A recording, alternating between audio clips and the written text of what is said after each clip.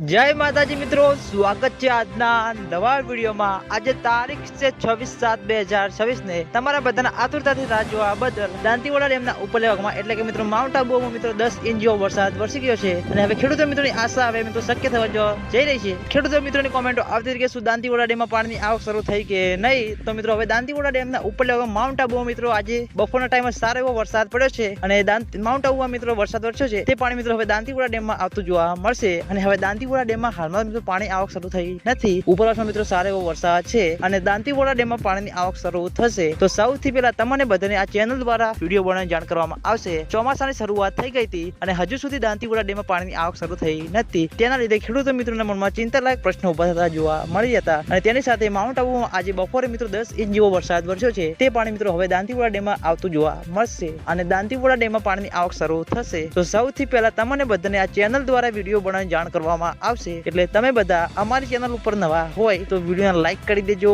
Comment કરી દેજો અને ચેનલને સબસ્ક્રાઇબ પણ કરી દેજો, જેથી કરીને અમે દાંતીવાડા ડેમ બનાસ નદીના તાજા અને લાઈવ સમાચાર લઈને આવીએ તો સૌથી પહેલા તમને બધાને ખબર પડી જાય। તો મિત્રો જય માતાજી।